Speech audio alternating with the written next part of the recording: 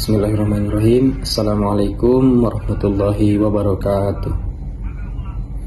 Alhamdulillahirabbil alamin. Segala puji bagi Allah, Tuhan semesta alam. Salawat kepada baginda Muhammad sallallahu alaihi wasallam. Perkenalkan, nama saya Iskar dengan NIM 23801010.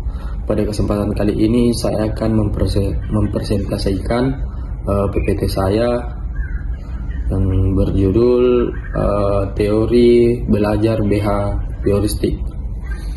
Jadi, adapun pengertian dari teori belajar behavioristik itu sendiri, teori belajar behavioristik ini merupakan teori yang menekankan bahwa proses belajar dipengaruhi oleh lingkungan melalui hubungan stimulus dan respons.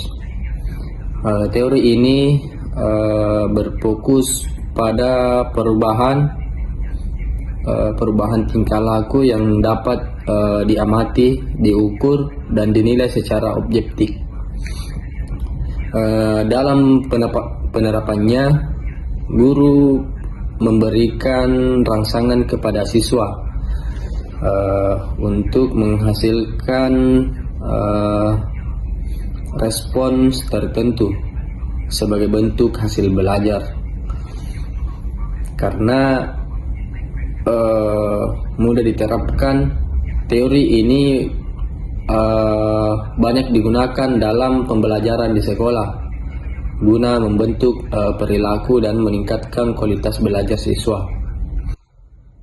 Selain dari pengertian teori behavioristik, adapun tokoh-tokoh yang berperan dalam teori ini yang dimana teori behavioristik ini berkembang melalui pemikiran para ahli yang menekankan bahwa belajar terjadi karena hubungan antara stimulus dan respons yang dapat diamati.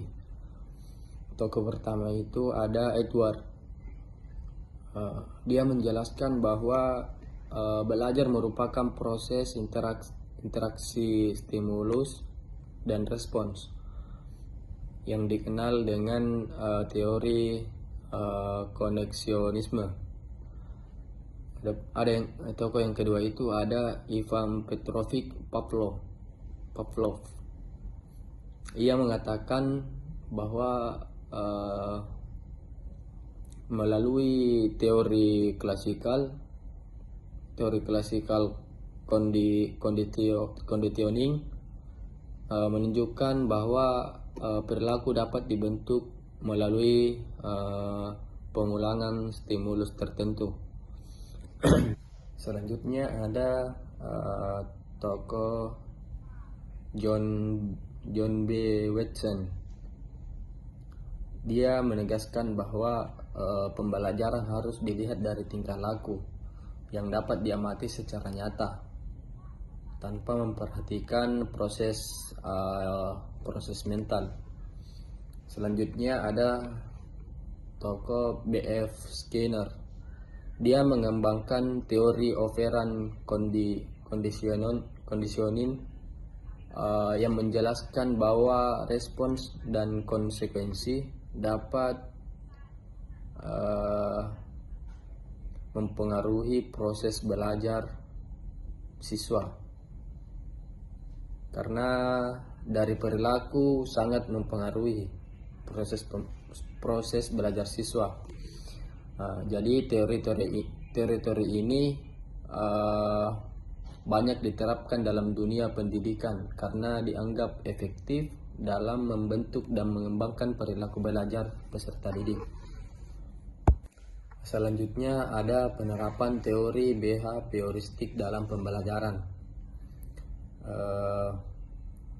Pembelajaran behavioristik ditandai dengan penekanan pada hubungan stimulus dan respons, pembiasaan, latihan, serta penguatan perilaku.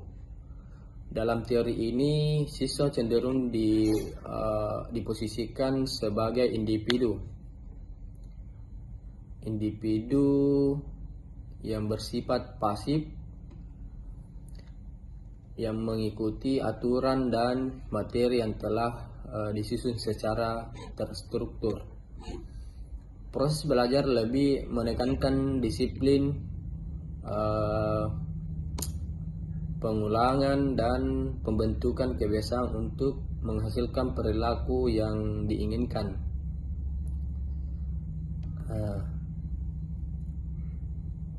Meskipun teori behavioristik dinilai kurang memberi ruang bagi kreativitas pada potensi siswa, akan tetapi metode penguatan dan pembiasaan dalam teori ini dianggap efektif dalam membentuk perilaku positif serta meningkatkan kedisiplinan dan proses pembelajaran.